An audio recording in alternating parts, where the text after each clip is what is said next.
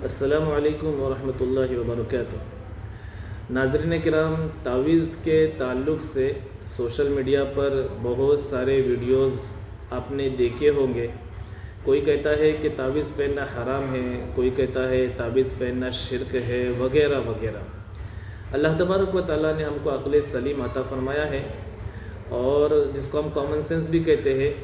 کہ ہم اس کے ذریعے سوچ بھی سکتے ہیں، علم بھی حاصل کر سکتے ہیں کہ صحیح کیا ہے اور غلط کیا ہے۔ آئیے ہم دیکھتے ہیں سب سے پہلے کہ جنات،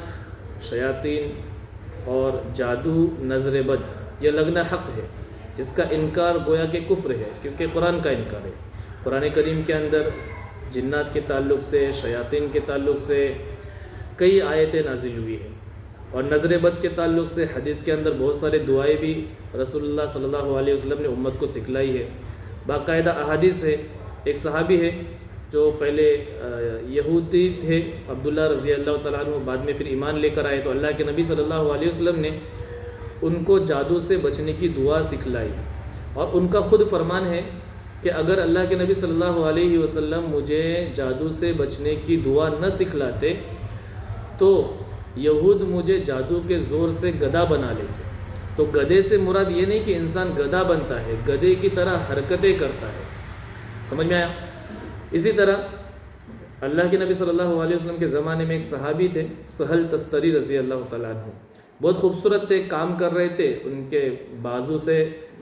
چادر اٹھ گئی، تو دوسرے صحابی ہے، ان کا نام مجھے ابھی ذہن میں نہیں آ رہا ہے، تو انہوں نے صرف دیکھ کر اتنا کہا کہ اتنے خوبصورت، اس سے پہلے میں نے کبھی اتنے خوبصورت انسان کو کبھی دیکھا نہیں۔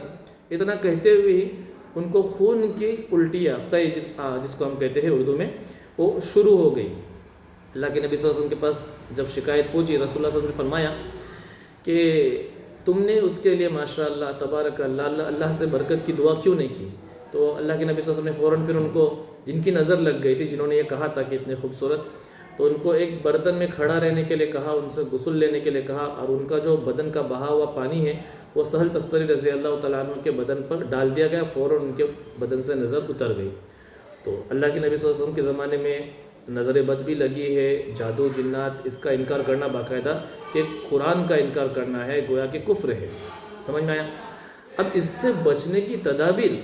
کہ کسی کو جادو نہ ہو جائے، کسی کو جنات اثر نہ کرے، شیاطین کسی کے اوپر حاوی نہ ہونے پائے، اور کسی کے اوپر نظر بد نہ لگے، اس کے لیے رسول اللہ صلی اللہ علیہ وسلم نے احادیث میں بہت ساری ہم کو امت کو دعا بتلائے ہیں۔ وہ دعا ہم پڑھتے نہیں، اس کے بعد پھر ہم کو جب ہوتا ہے یہ چیز، نظر بھی لگتی ہے، کسی کو جادو بھی ہوتی ہے، کسی کو جنات بھی، جو بھی ہے، تو پھر ہم کہتے ہیں کہ توکلت علی اللہ، توکلت علی اللہ، اور پھر دنیا بھر کا پیسہ برباد ہوتا ہے۔ پھر ایسے عاملوں کے پاس بھی جانا ہوتا ہے۔ الحمدللہ میں بھی خود عامل ہوں، عملیات کا کام کرتا ہوں 6 سال سے، لیکن میرے سامنے ایسے کیسز آتے ہیں، اس لیے میں آپ کے سامنے وہ پیش کر رہا ہوں کہ پھر ایسے عاملوں کے پاس جاتے ہیں کہ ہوتی ہے نظر، اور کہتے ہیں کہ آپ کو ایسی تکلیف ہے، ڈراتے بھی ہے، بہت ساری چیزیں ہیں، پھر پیسہ برباد ہوتا ہے، پھر ان کا بھروسہ بھی اٹھ جاتا ہے، پھر یہاں تک کہ قرآن اور حدیث پر سے بھی بھروسہ اٹھ جاتا ہے۔ تو شریعت کے روح سے پہلے ہم کو یہ دیکھنا چاہیے کہ رسول اللہ صلی اللہ علیہ وسلم نے ہم کو جادو سے، جنات سے اور نظر بد سے بچنے کی دعائیں سکھلائی ہیں۔ اس کو ہم پڑھیں گے تو ہم پر یہ چیزیں اثر نہیں ہوں گی، پھر توکلت علی اللہ کا۔ ایک صحابی نے پوچھا، یا رسول اللہ صلی اللہ علیہ وسلم، میں اونٹ کی نکیل کو باندھ کر اللہ پر توکل کروں کہ چھوڑ کر توکل کروں؟ اللہ کے نبی صلی اللہ علیہ وسلم نے کیا فرمایا کہ اونٹ کی نکیل کو باندھو اور پھر توکلت علی اللہ کرو۔ سمجھ میں آئے؟ تو ہم پڑھے اذکار اور پھر اللہ کے اوپر بھروسہ کریں۔ ہم پڑھتے ہی نہیں ہیں اور پھر کہتے توکلت علی اللہ، تو ایسا ہو ہی نہیں سکتا۔ پھر اگر بغیر پڑھے ہوئے ہم توکلت علی اللہ کریں گے تو پھر رسول اللہ صلی اللہ علیہ وسلم نے اتنے سارے نظر بد سے بچنے کی دعا، جادو سے بچنے کی دعا، جنات سے بچنے کی دعا کیوں سکھلائے؟ اور خود دو جہان کے سردار، خالق کائنات کے بعد مخلوق کے اندر سب سے افضل ہستی میرے اور آپ کے آقا حضرت محمد مصطفیٰ صلی اللہ علیہ وسلم ہیں، ان کے اوپر خود جادو کا اثر ہوا ہے، اور 6 مہینے تک ان کے اوپر جادو کا اثر تھا۔ ان کے بال مبارک کے اوپر 11 گرہ لگی ہوئی تھی۔ لبید بن عاصم نام ہے اس کا، اس نے ایک یہودی عورت کے ذریعے جادو کروایا تھا۔ 6 مہینے تک جادو کا اثر تھا ان کے اوپر۔ البتہ اتنا اثر نہیں ہوا جتنا ایک عام انسان کے اوپر اثر ہونا چاہیے تھا، کیونکہ وہ دو جہان کے سردار تھے، اور جو کچھ رسول اللہ صلی اللہ علیہ وسلم کے ساتھ چیزیں ہوئی وہ امت کو بتلانے کے لیے تھی۔ تو 6 مہینے کے بعد سورہ فلق اور سورہ ناس، جس کو معوذتین کہا جاتا ہے، ایک صورت میں 6 آیتیں ہیں اور دوسرے صورت میں 5 آیتیں ہیں، یہ 11 آیتیں مل کر ایک ساتھ نازل ہوئی۔ خواب میں بتلایا گیا کہ وہ بال مبارک ایک کنویں کے اندر ایک پتھر کے نیچے چھپا کر رکھا گیا ہے۔ تو حضرت علی رضی اللہ تعالیٰ عنہ کے ذریعے اس بال مبارک کو منگوایا گیا، پھر رسول اللہ صلی اللہ علیہ وسلم نے ایک ایک آیت پڑھ کے اس گرہ کے اوپر دم کیے، اور اس کے بعد اس ایک ایک گرہ کو کھولتے گئے، جادو کا اثر زائل ہوا۔ پھر رسول اللہ صلی اللہ علیہ وسلم نے امت کو اس کی تعلیم دی۔ حدیث میں کئی جگہ پر آتا ہے، جو کوئی صبح اور شام پابندی سے، اس بات کو دھیان سے سماعت فرمائے، جو کوئی صبح اور شام پابندی سے سورہ فاتحہ، آیت الکرسی اور چاروں قل یا ایھا الکافرون، قل هو اللہ احد، قل اعوذ برب الفلق، قل اعوذ برب الناس، سورہ فاتحہ، آیت الکرسی اور یہ چاروں قل آگے پیچھے 3 مرتبہ درود شریف کے ساتھ جو کوئی پڑھتا ہے تو اس کے اوپر نہ کوئی جادو اثر ہوتی ہے، نہ اس کے اوپر کوئی جنات شیاطین کا حملہ ہوتا ہے، نہ اس کے اوپر کوئی نظر بد کا اثر ہوتا ہے۔ کوئی صبح پڑھے تو شام تک اس کی حفاظت، اور کوئی شام پڑھے تو صبح تک اس کی حفاظت ہوتی ہے۔ یہ نہیں کہ 4 دن پڑھے 8 دن نہیں پڑھے تو اثر نہیں ہوگا۔ اس کی مثال میں اس طرح دوں گا کہ کوئی بلیٹ پروف جیکٹ پہن کے گھر سے باہر نکلا، اب اس کے اوپر کوئی فائر کرتا ہے تو اس کے اوپر اثر نہیں ہوگا۔ ہر روز پہن کے باہر نکلتا ہے، ہر روز اس کے اوپر فائر ہوتی ہے، اس کے اوپر اثر نہیں ہوگا۔ ایک دن اس کی غفلت کی وجہ سے یا اس کی بھول کی وجہ سے اس نے نہیں پہنا، اب اتفاقاً اسی دن اس کے اوپر کسی نے حملہ کیا، فائر کیا، تو ظاہر سی بات ہے اس کے اوپر وہ تو ہونا ہی ہے۔ پھر وہ یہ نہیں کہہ سکتا میں تو روز پہن کے باہر نکلتا ہوں تو مجھ پر آج اگر بھول گیا تو کیا ہوا، آج کیوں میرے اوپر حملہ ہوا؟ بھائی تو روز پہن کے باہر نکلتا ہے تو روز تیرے اوپر حملہ ہوتا ہے، تیرے اوپر اثر نہیں ہوتا۔ آج تو نئے پہنا ہے اور اتفاقاً اسی دن کسی نے تیرے اوپر حملہ کیا تو ظاہر سی بات ہے وہ تو ہونا ہی ہے، تیرے اوپر سیفٹی کے لیے کچھ ہے ہی نہیں، تو ہونا ہی تو ہو گیا۔ اسی طرح پابندی سے، اب کوئی کہتا ہے میں سورہ ملک پڑھتا ہوں، سورہ واقعہ پڑھتا ہوں، سورہ یاسین پڑھتا ہوں وغیرہ وغیرہ، تو میں ان کو ایک ہی بات کہتا ہوں بھائی کہ بخار کی گولی سے آپ کی بخار جائے گی، اس سے پیٹ درد نہیں رکے گا، پیٹ درد کی گولی سے آپ کا پیٹ درد رکے گا، اس سے بخار نہیں جائے گی۔ اسی طرح سورہ یاسین کی فوائد الگ ہے، سورہ ملک کی فوائد الگ ہے۔ عذاب قبر سے حفاظت کے لیے سورہ ملک پڑھی جاتی ہے، گناہوں کی خطا کے لیے معافی کے لیے سورہ کہف پڑھی جاتی ہے جمعہ کے دن، اسی طرح سورہ واقعہ فاقے سے حفاظت کے لیے پڑھی جاتی ہے وغیرہ وغیرہ۔ اسی طرح سورہ فاتحہ، آیت الکرسی اور چاروں قل یہ اپنے حفاظت کے لیے ہے، یہ حفاظت کی صورت ہے۔ اس کے علاوہ آپ جتنا پڑھو ان کے فوائد الگ ہے، لیکن سورہ فاتحہ، آیت الکرسی اور چاروں قل یہ خصوصاً اس کے علاوہ بھی ہے۔ دعائے انس ہے، بسم اللہ علی نفسی و دینی، بسم اللہ علی اہلی و مالی و ولدی، بسم اللہ علی ما اعطانی اللہ، آخر تک۔ اسی طرح حادثات سے بچنے کی دعا ہے، اللہم انت رب لا الہ الا انت علیک توکلت وانت رب العرش الکریم، یہ حادثات سے بچنے کی دعا ہے۔ پورے قرآن کریم کی حفاظت کی آیتیں ہیں، ولا یؤودہ حفظہما وہو العلی العظیم وهو القاہر فوق عبادہ ویرسل علیکم حفظا۔ خیر ویڈیو بہت لمبا ہو جائے گا، تو بہت سارے حادثات سے بچنے کی دعائیں ہیں، جانی مالی نقصان سے بچنے کی دعائیں ہیں، اور جان لیوا جو امراض ہے اس سے بچنے کی دعائیں ہیں۔ اسی طرح نقصان دہ زہریلی چیز سے بچنے کی دعا ہے، بسم اللہ الذی لا یضر مع اسمہ شیء فی الارض ولا فی السماء وهو السمیع العلیم۔ بہت سارے رسول اللہ صلی اللہ علیہ وسلم نے امت کو دعا بتائے ہیں، ہم پڑھتے نہیں، یہ ہماری غفلت، ہماری کوتاہی، ہماری سستی، ہم نہیں پڑھتے، پھر ہم پر یہ چیزیں حاوی ہوتی ہے، اٹیک کرتی ہے، حملہ کرتی ہے، پھر ہم توکل لے کر بیٹھ جائیں گے، توکل لے کر بیٹھ جائیں گے۔ پھر جب ہمارے پیٹ میں درد ہوتا ہے، ہم کو کوئی جسمانی تکلیف ہوتی ہے، تب توکل ہمارا کہاں جاتا ہے، تب ہم ڈاکٹر کے پاس کیوں بھاگتے ہیں، تب ہم کیوں گولیاں لیتے ہیں، تب کیوں میڈیکل میں بھاگتے ہیں؟ ظاہر سی بات ہے اس وقت میں توکل ہمارا بھول جاتے ہیں، اس وقت میں ہم کو پتہ ہے کہ ڈاکٹر کی گولی کھائے بغیر ہم کو آرام نہیں آئے گا۔ اسی طرح ہم جب یہ اذکار نہیں پڑھیں گے تو ہمارے اوپر جادو بھی ہوگا، اگر کوئی کرتا ہے تو۔ میں نہیں کہتا کہ نہیں پڑھیں گے تو 100% آپ کے اوپر ہوگا ہی، کوئی کرنے والا ہوگا اور آپ نے نہیں پڑھے اذکار حفاظت کی تو ظاہر سی بات ہے وہ تو ہونا ہی ہے۔ اسی طرح نظر بھی لگیں گی، اور شیاطین جنات اگر آپ کے اوپر حملہ کرتے ہیں تو وہ بھی ہوگا اگر آپ نے آپ کی سیفٹی کے لیے اذکار کی پابندی نہیں کی ہے۔ تو سب سے پہلی گزارش تو یہی ہے کہ اپنے اذکار صبح شام پابندی سے پڑھیں، پھر اس کے بعد آپ کو کسی عامل کے پاس جانے کی ضرورت ہی نہیں پڑے گی، آپ کو تعویذ پہننے کی ضرورت ہی نہیں پڑے گی، آپ کو رقیہ کرنے کی ضرورت ہی نہیں پڑے گی، اگر آپ اپنے اذکار حفاظت کے ساتھ پڑھتے ہو، حفاظت کے جو اذکار ہے وہ پابندی کے ساتھ پڑھتے ہو تو صبح پڑھیں گے تو شام تک حفاظت، اور شام پڑھیں گے تو صبح تک حفاظت۔ اب اگر کوئی نہیں پڑھتا اور اس کے اوپر اثر ہوتا ہے تو اب اس کو علاج کرنا بھی ضروری ہے، تو علاج کیسا ہوگا؟ توکل تو اللہ بول کے علاج تو ہوتا نہیں، کیونکہ میں آج 6 سال سے علاج کر رہا ہوں، الحمدللہ تعویذات کا کام کر رہا ہوں، میرے پاس ایسے کتنے کیسز آئے، بڑے بڑے عالم دین بھی آئے ہیں، میرے سر کے تاج ہے وہ، میں ان کے پاؤں کے خاک بھی نہیں ہوں، لیکن میرے پاس ایک فن ہے، تو ان کا فن الگ ہے، میرا فن الگ ہے، تو میرے پاس آتے ہیں تو میں ان کا علاج کرتا ہوں۔ بڑے بڑے عالم بھی آئے ہیں، عالمہ بھی آئی ہے، ان کے اوپر بھی جنات حاوی ہوئے ہیں، شیاطین نے حملہ کیے ہیں، جادو بھی ہوئی ہے، ان کا علاج کرنا پڑتا ہے۔ دنیا میں آئے ہیں تو اگر جسمانی تکلیف ہے تو آپ کو طبیب کے پاس، ڈاکٹر کے پاس جا کر آپ کو آپ کا علاج کرانا ہے۔ اسی طرح روحانی تکلیف ہوں گی تو آپ کو، پہلے تو میں یہ نہیں کہتا ہوں کہ فوراً عاملوں کے پاس بھاگو، میں تو یہی کہتا ہوں کہ آپ سورہ فاتحہ، آیت الکرسی، 4 رکوع وغیرہ پڑھ کے دم کرو، اس سے اگر فائدہ ہوتا ہے بہت اچھی بات ہے، اللہ سے دعا کرو، اگر نہیں ہوتا ظاہر سی بات ہے آپ کو پھر آپ اچھے عامل کے پاس جو قرآن اور حدیث کی روشنی میں علاج کرتا ہو اس کے پاس جانا پڑے گا آپ کو۔ میں یہ نہیں کہتا ہوں کہ سارے ہی عامل سچے ہوتے ہیں، بہت سارے اس کے اندر ڈھونگی بابا بھی ہیں، آپ ڈھونڈو، معلومات لو، کتنے سارے جوالی ڈاکٹر بھی ہوتے ہیں، اسی طرح اس لائن کے اندر ڈھونگی بابا بھی ہوتے ہیں۔ آپ اچھے سے معلومات لو، اللہ نے عقل سلیم دیا ہے، کامن سینس دیا ہے، اپنا اللہ نے منہ دیا ہے، اس کو استعمال کرو، لوگوں سے پوچھو کہ اچھا عامل کون ہے جس سے لوگوں کو فائدہ ہوتا ہے، جو قرآن اور حدیث کی روشنی میں علاج کرتا ہے، آپ اس کو ڈھونڈو، اس کے پاس جا کر پھر قرآن اور حدیث کی روشنی سے علاج کرو۔ آپ جب سیٹسفائی ہوں گے، آپ اس کو پوچھیں گے آپ کس طرح علاج کرتے ہو، آپ کا علاج کا طریقہ کار کیا ہے، قرآن اور حدیث کے علاوہ علاج کرتے ہو، قرآن حدیث سے علاج کرتے ہو۔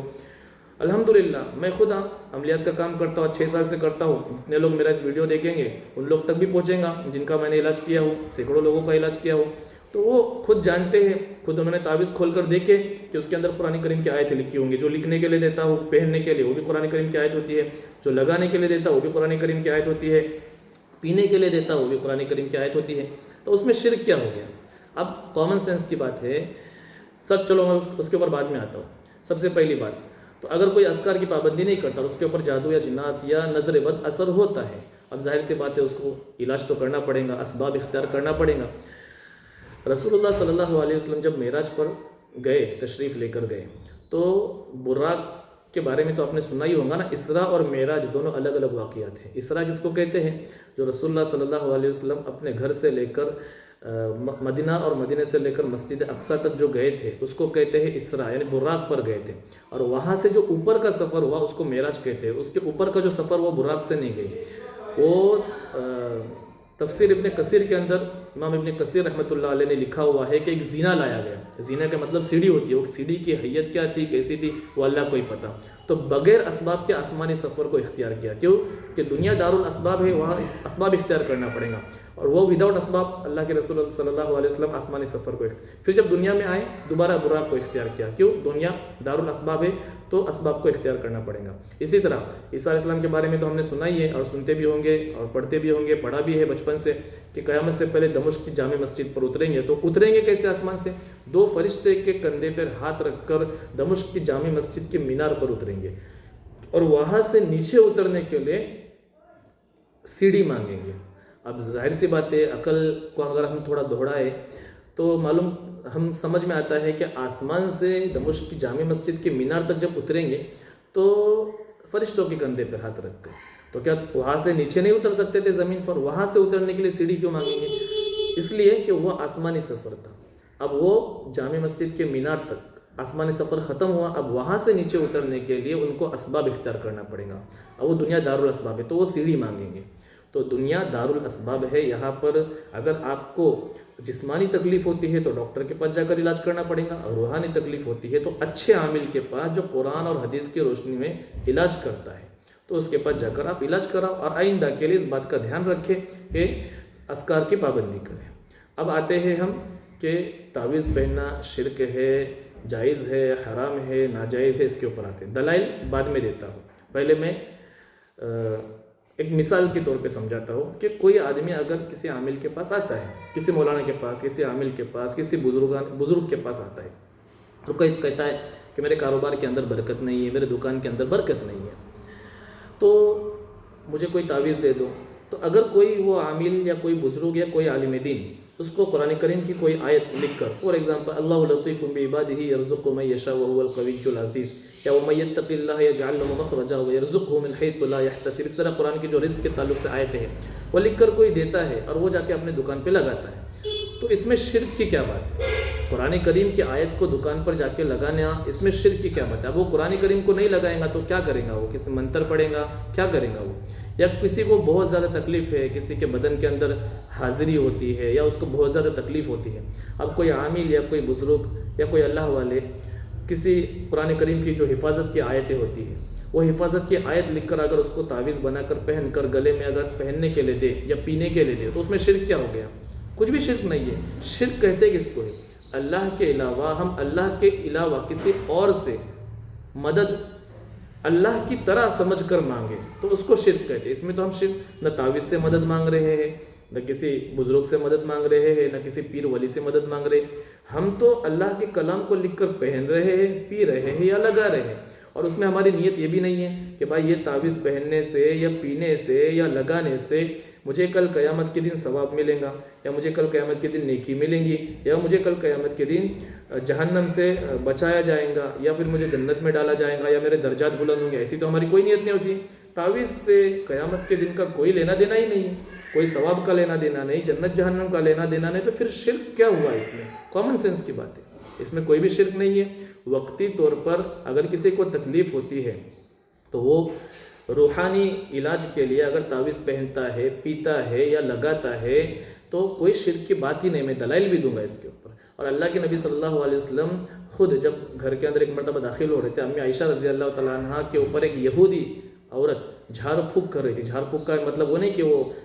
جھاڑو سے جھاڑتے ہیں، بلکہ کتاب اللہ سے کچھ دم کر رہی تھی، اپنے توریت سے کچھ دم کر رہی تھی۔ تو اللہ کے نبی صلی اللہ علیہ وسلم داخل ہوئے تو یہ نہیں فرمایا کہ میں دو جہان کا سردار ہوں، مجھ پر قرآن نازل ہوا، تم کیوں کر رہی، میں کروں گا، نہیں، بلکہ یہ فرمایا کہ اس کو کتاب اللہ سے دم کراؤ،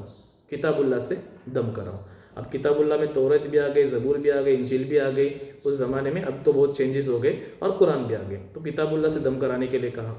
منع نہیں فرمایا، ٹھیک ہے نا۔ تو ہم اس نیت سے تعویذ نہیں پہنتے کہ آخرت کا مجھے اس سے فائدہ ہوگا، یا مجھے جنت ملیں گی، جہنم سے بچوں گا میں، یا میرے درجات بلند ہوں گے، مجھے کوئی نیکی ملیں گی، تو پھر اس میں شرک کی کوئی بات ہی نہیں ہے۔ شرک اس وقت ہوگا جب ہم کہیں گے تعویذ ہی میرا کام کریں گی، سب تعویذ سے مدد مانگی جائیں گی، نہیں سے تعویذ سے، بلکہ اللہ کا کلام ہم برکت کے لیے اگر دکان میں لگا رہے، پہن رہے، پی رہے، تو اس میں شرک کی کوئی بات ہی نہیں ہے۔ سمجھ میں؟ یہ تو کامن سینس کی بات ہو گئی، سمجھ میں؟ اب ہم آتے ہیں دلائل کے اوپر۔ تحفۃ الباری فقہ شوافی کی شیخ ابراہیم خطیب دامت برکاتہ مد ظلہ العالی، جو جامعہ حسینیہ عربیہ شریوردن کوکن کا سب سے پہلا، پرانا اور سب سے بڑا مدرسہ ہے، جو شوافی فقہ کی سب سے بڑی کتاب تحفۃ الباری جو چھپی ہوئی ہے، جو انہوں نے لکھی ہوئی ہے، اس کے اندر بھی تعویذ پہننے کے تعلق سے دلائل ہے۔ اس کو میں ابھی فی الحال دکھاتا نہیں ہوں، اس کے اندر بھی آپ دیکھ سکتے ہیں، اس کے اندر بھی تعویذ کے دلائل۔ اسی طرح چاروں ائمہ کے آپ فقہ کی کتابیں اٹھاؤ، کسی ایک بھی فقہ کی کتاب میں تعویذ کے تعلق سے آپ کو لکھا ہوا نہیں ملے گا کہ تعویذ پہننا حرام ہے، شرک ہے، ناجائز ہے، کسی فقہ کی کتاب میں نہیں، چاروں فقہ کی کتاب میں آپ کو نہیں ملے گا۔ ہاں، اللہ کے نبی صلی اللہ علیہ وسلم نے جو تمیمہ کو شرک فرمایا کہ تمیمہ پہننا حرام ہے، شرک ہے، کس کو فرمایا؟ زمانے جاہلیت میں شرکیہ منتر جو بتوں سے مدد مانگا کرتے تھے، شرکیہ منتر لکھ کر گلے میں پہنتے تھے، اس کو اللہ کے نبی صلی اللہ علیہ وسلم نے تمیمہ فرمایا اور اس کو لٹکانے کے لیے حرام فرمایا۔ اس کے علاوہ قرآنی تعویذات کو بالکل منع نہیں فرمایا۔ میں دلائل انشاءاللہ تعالیٰ ابھی آپ کے سامنے پیش کرتا ہوں۔ یہ کتاب ہے منتخب شافعی مسائل اور علمی باتیں،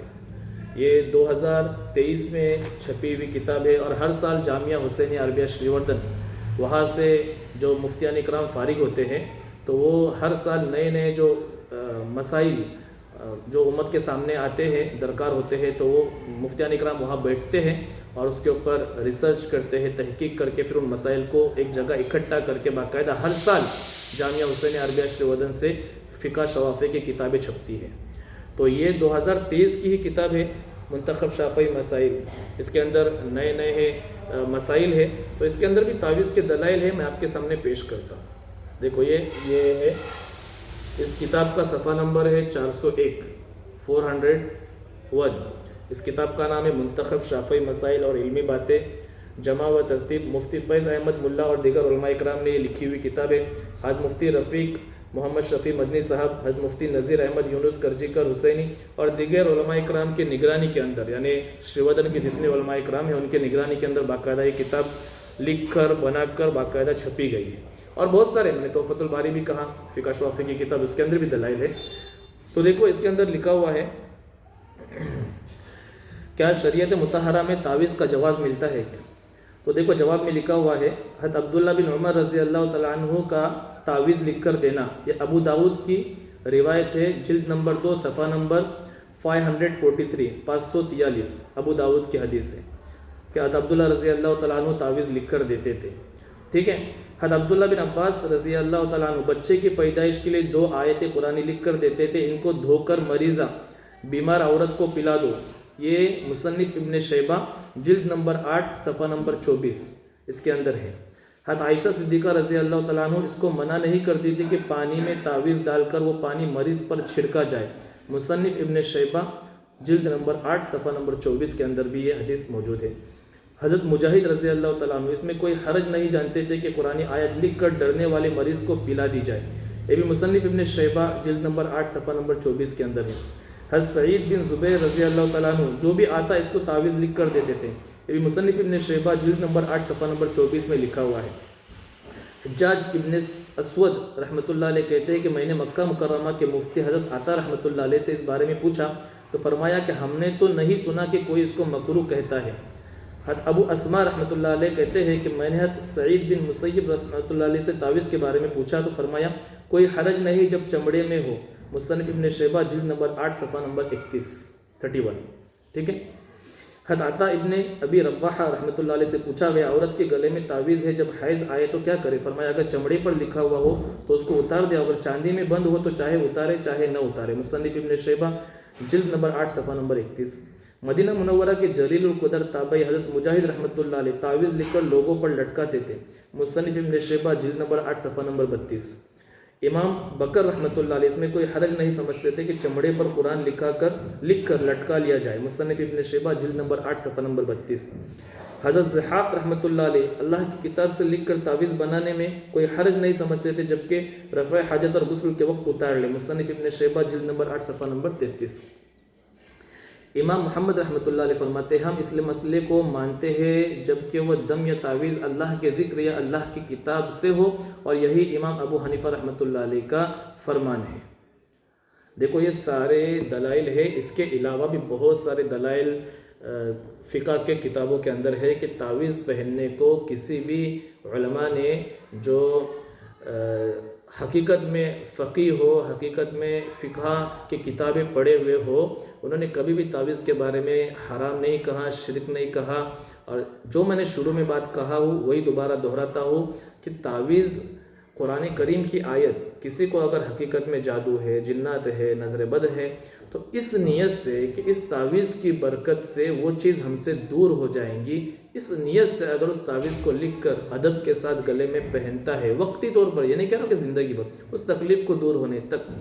اور وقتی طور پر وہ پہنتا ہے، پیتا ہے، لکھ کر زعفران سے تعویذ لکھ کر اگر پیتا ہے، پہنتا ہے یا دروازے پر لگاتا ہے، دکان میں لگاتا ہے، اور اس کی نیت بالکل بھی یہ نہیں ہے کہ اس سے مجھے ثواب ملے گا، اس سے مجھے جنت ملیں گی، اس سے میں جہنم سے بچوں گا، تو اس میں شرک کا کوئی مسئلہ ہی نہیں، اور سارے دلائل میں نے آپ کے سامنے ابھی پیش کیا ہوں کہ تعویذ پہننا بالکل جائز ہے، البتہ تعویذ قرآن کریم کی ہو، قرآن کریم کی آیتیں ہو، حفاظت کی آیتیں ہو تو پہننا جائز ہے، اور نیت ہماری صاف ہو کہ کرنے والی ذات صرف اور صرف اللہ کی ہے، اور اللہ کے کلام سے ہم نے جو لکھا ہوا ہے اے اللہ اس سے مجھے تو شفا عطا فرما، اس نیت سے اگر کوئی تعویذ پہنتا ہے، پیتا ہے، لگاتا ہے تو بالکل بھی جائز ہے، کوئی اس میں حرج کی بات نہیں ہے۔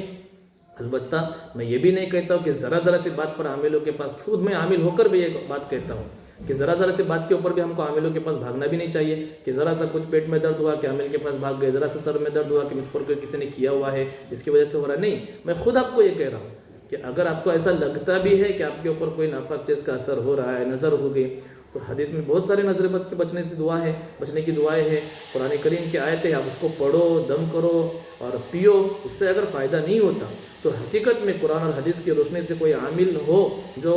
تعویذات قرآن اور حدیث کی روشنی سے علاج کرتا ہو، روحانی علاج، تو آپ اچھے سے اچھے عامل کو ڈھونڈو، اس کے پاس جاؤ، اپنا علاج کراؤ، اور اس کے بعد آئندہ کے لیے اپنے اذکار کی پابندی کرو۔ اللہ تبارک و تعالیٰ سے دعا ہے کہ اللہ تبارک و تعالیٰ ان باتوں پر ہم کو عمل کرنے کی توفیق عطا فرمائے۔ وآخر دعوانا ان الحمد للہ رب العالمین۔ السلام علیکم ورحمۃ اللہ وبرکاتہ۔